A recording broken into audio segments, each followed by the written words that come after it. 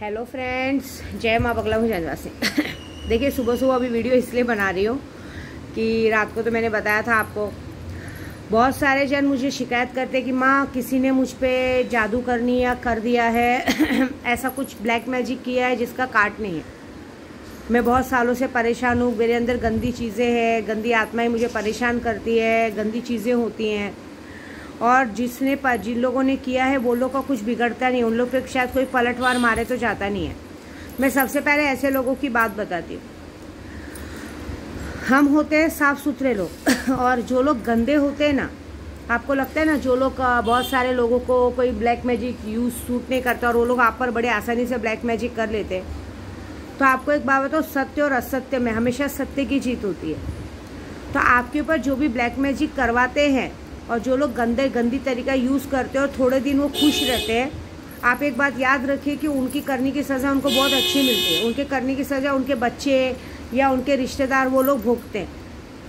अभी मैं बताती हूँ कुछ लोगों पे गंदी चीज़ें कैसे हावी होती है। जैसे भी हम हैं, सुबह उठ के नहा धो के पूजा पाठ करना, सुबह उठ के नहा धो के पहले पूजा पाठ करते हैं, पूजा पाठ करके अपने आप को पहले स्वच्छ रखते हैं, खाना पीना वो करते हैं, हर चीज़ में सफाई रखते हैं, पहले पूजा पाठ सब चीज़ों का ध्यान रखते हैं।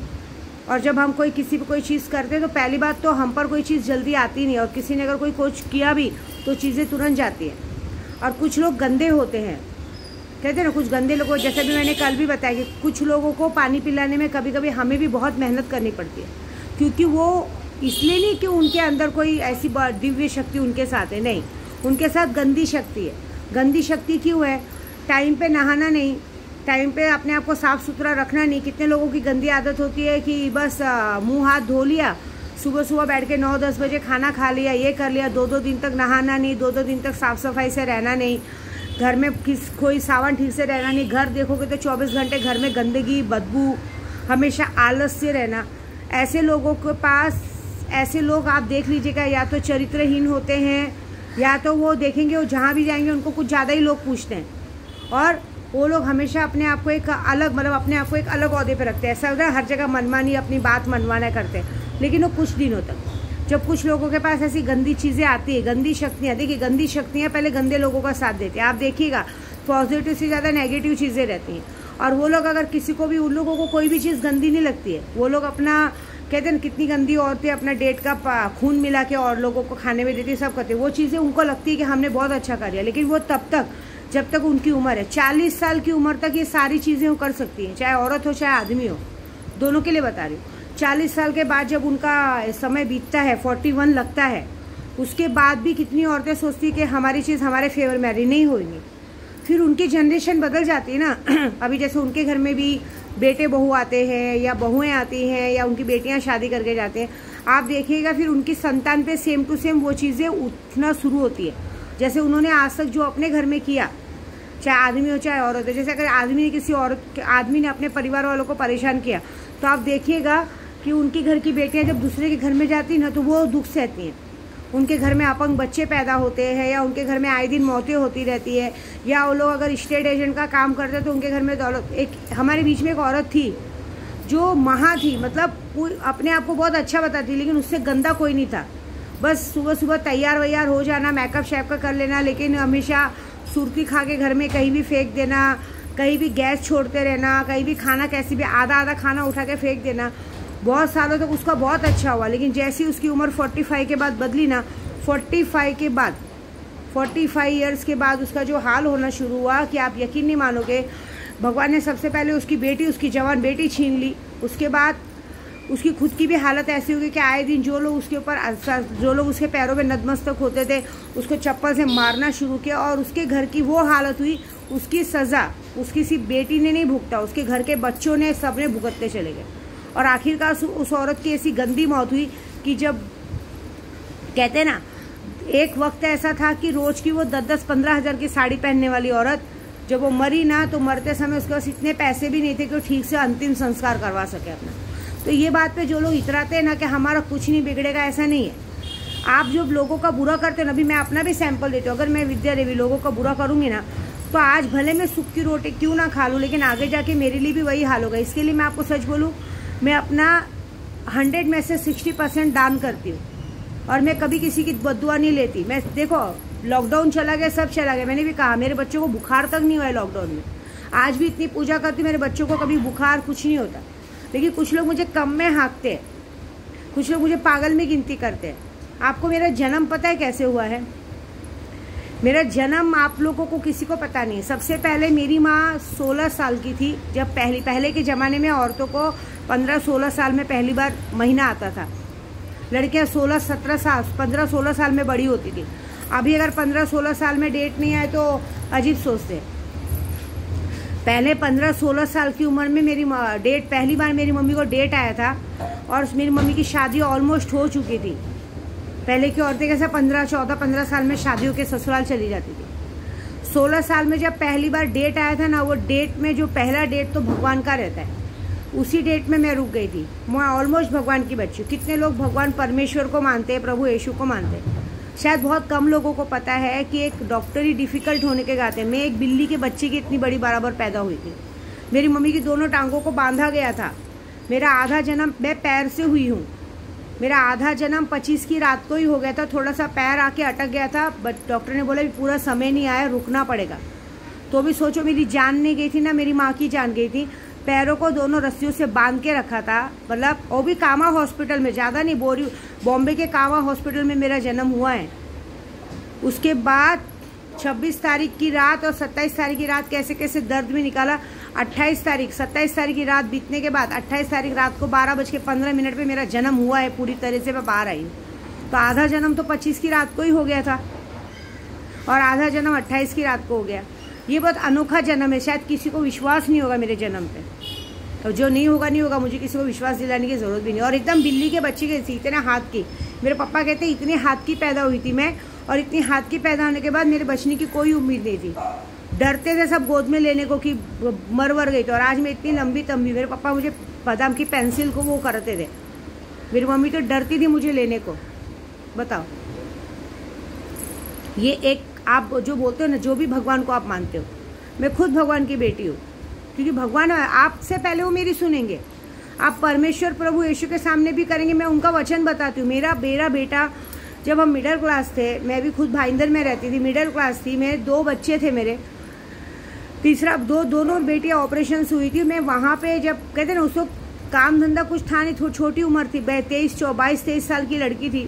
कहते ना, हमेशा अपने अलग रहना था, सब था, पूरी घर की जिम्मेदारी सर पे आ गई थी। तब हमारे यहाँ पे एक लेडीज़ जाती थी, हमारे एक सुधा की मम्मी करके एक लेडीज़ थी, गॉड था उसका सरनेम गॉड था। वो मुझे लेके जाती थी, प्रभु यीशु क्या। मैंने बहुत सारे ऐसे चमत्कार देखे। मैं जाती थी वसई भूई गाँव में, वहाँ जाती थी। वहाँ जाते जाते एक बार परमेश्वर के सामने मैंने किया कि मेरी 2 बेटियाँ ऑपरेशन से, मुझे एक बेटा दे दो। मेरा बेटा भी वैसे हुआ। मेरा बेटा सही में उधर रुक गया मेरे पेट में। उसके बाद मेरी बेटी, छोटी वाली बेटी 6 महीने की थी। तो मेरे मिस्टर ने कहा कि अभी इतना जल्दी तीसरा सीजर बच्चा। मेरी मम्मी ने, सबने बच्चा गिराने की खूब कोशिश की, लेकिन कैसे परमेश्वर का दिया हुआ प्रसाद था ना, नहीं गिरा। ये पूरा सबूत जानते हैं, पूरा भाईंदर ये सबूत को जानता है। इस चमत्कार को पूरा भाईंदर कहता है आज भी। तो ये बात होती, जो आप लोग गलत बोलते हो ना, तो ये जो शॉर्टकट में बताने का मतलब ऐसा है कि जो गलत लोग होते हैं ना, वो गलत लोग इस बात पे इतराते हैं कि हमने गलत कर दिया, हमारी ज़िंदगी अच्छे से जाएगी। बिल्कुल नहीं जाएगी। आपने जो किया है, आपकी उम्र का खाता 41 ईयर्स तक ही रहेगा। 41 ईयर्स के बाद 42 ईयर्स जब जैसी लगेगा आपको, तब आपका वही खाता शुरू हो जाएगा आपके कर्मों का। आपके कर्मों की सज़ा मिलनी शुरू हो जाएगी। और उसके बाद अगर आपने बहुत बुरे काम किए हैं, बहुत ज़्यादा गलत काम किए हैं, मतलब जिससे कहते हैं ना हांडी भर गई है, पानी छलक गया है, तो बहुत ज़्यादा से ज़्यादा 45 या 46 या बहुत ज़्यादा 50 साल, मतलब 10 साल और जियोगे। 10 साल तक आप मर जाओगे। 50 साल की उम्र तक आपकी मौत लिखी रहेगी। उसके बाद अगर आपने थोड़ा बहुत आपका कर्मा बाकी है, तो बहुत ज़्यादा से ज़्यादा आप देखे होंगे 55-60 साल की उम्र तक आदमी मर जाता है। और अगर किसी ने कभी कोई पाप नहीं किया है, हमेशा लोगों को बांट के खाया है, एक बात याद रखना, 90, 90, 95 तक वो इंसान जी के, आराम से जी के, अपनी इच्छा अनुसार वो मौत पाता है।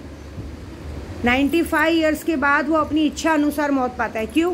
क्योंकि 95 ईयर्स के बाद उसका जीवन शुरू होता है। अभी देख लेना, जो लोग अच्छे कर्म किए ना, वो एक तो पहली बार स्ट्रेट रहेंगे, कभी झुकेंगे नहीं, हमेशा अपने ओहदे में रहेंगे। और उनकी उम्र 90-95 में होती है। उसका मतलब उन्होंने कभी कोई पाप नहीं किया है और वो अपनी ज़िंदगी जी के जाते हैं और उनका अगला जन्म भी मनुष्य का होता है। और जितने लोगों ने पाप किया है ना, अपने घर में लोगों पे जादू करने किया है, अपने ही घर में लोगों को शमशान की राख मिट्टी खिलाया है और उनका साथ आज की तारीख में माएँ देती हैं। तो जो लोग ऐसा करते हैं ना, उनकी मौत तो इतनी गंदी होती है, तो कार एक्सीडेंट में होती है या ऐसी एक्सीडेंट होती है और उनको आगे जाके प्रेत योनि में जाना पड़ता है। उनकी मौत बहुत गंदी होती है। और आने वाले समय पे जो जो भाई खाता उन्होंने अपने लोगों के लिए खोला था, वही भाई खाता उनके साथ उनके बच्चों की ज़िंदगी में होता है, उनके साथ होता है। ऐसी बात है। तो शॉर्टकट बोलने का मतलब ये है कि अब ये जो है, अब इसका काट करना है। कल मेरे गुरुजी ने, हम लोगों ने किसी के लिए एक पूजा चालू की थी, वो पूजा सक्षम हो चुकी है। बहुत सारे लोगों को सबक मिल गया, लेकिन किसी एक दो जनों को उनके पीछे, क्योंकि वो गंदे लोग, उनके साथ गंदी चीज़ें, उन्होंने कहा मैं स्वास्तिक पुजारी हूँ, ग्रह नक्षत्र के हिसाब से पूजा करता हूँ, मैं अपनी पूजा करता हूँ, तोड़ तुझे आता है, तो ब्लैक मैजिक तोड़ना मुझे आता है। तो ब्लैक मैजिक तोड़ने पे ये होगा कि महाकाली मसानी मुठ, महाकाली मसानी मुठ मारी जाएगी। साथ में सुरोफिल, जो मोमेडन का एक बहुत बड़ा पावरफुल चीज़ है, वो दोनों मंत्रों को ज़्यादा नहीं, कम से कम 11-11 हज़ार करके और मसानी मेलडी की मुठ लेके मारूंगी। उसके बाद चाहे कितनी भी गंदी चीज़ क्यों ना हो, आप पर कितनी भी नेगेटिव चीज़ क्यों ना हो, वो तुरंत पलटवार होगा। तो इस मंत्र का ही नाम है महाकाली मसानी मुठ पलटवार। वो पलटवार ऐसा होगा कि जिसने भी आप पर, जैसे कितने लोग मुझसे परेशान है कि माँ मुझ पर बहुत सालों से तंत्र मंत्र किया गया है, बहुत गंदी चीज़ें की गई है, हमेशा बीमार रहते, वो तुरंत पलट होके 72 घंटे में सामने वाले पे जाएगा। सबसे पहला असर ये होगा कि सामने वाले को जाके सामने वाले पे जोर से बाण लगेगा। बाण लगता है हाँ, जब हम मुठ मारते हैं मतलब बाण छोड़ते हैं, और बाण छोड़ते हैं तो बाण लगेगा ना, तो जैसे अगर समझो घर में कितनी भी बंदिश की रहेगी, वो बंदिश मैं ही तोड़ सकती हूँ। चाहे किसी के घर में कितनी भी बंदिश रहने दो, वो बंदिश मुझे तोड़ने आता है। इस मामले में चोर हूँ मैं, वो बंदिश तोड़ के सीधा बाण जाएगा और सीधा जाके दिल पे लगेगा, दिल पे जोर से झटका लगेगा सामने वाले आदमी को, और 72 घंटे में वो आदमी हॉस्पिटल पहुंचेगा। उसको हॉस्पिटल पहुंचने से कोई नहीं बचा सकता। और जैसे ही वो हॉस्पिटल पहुंचा, आपको पता चल जाएगा कि ये बंदे ने मुझ पर मारन या मुठ किया था। और जितना भी आप पे उसने वार किया है आज तक, जितना भी आप पर काली कांडी की है, मेरे को बहुत सारे बोले आप ब्लैक मैजिक तोड़ सकते हो क्या, यही है मैं ना महाशमशान काली मुठ पलटवार, ये नाम मैं रख रही हूँ।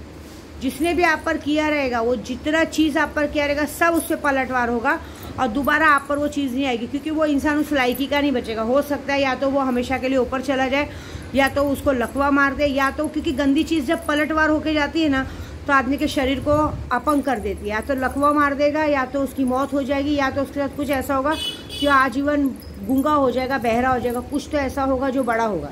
और यही काम मैं आज रात को करने वाली हूँ।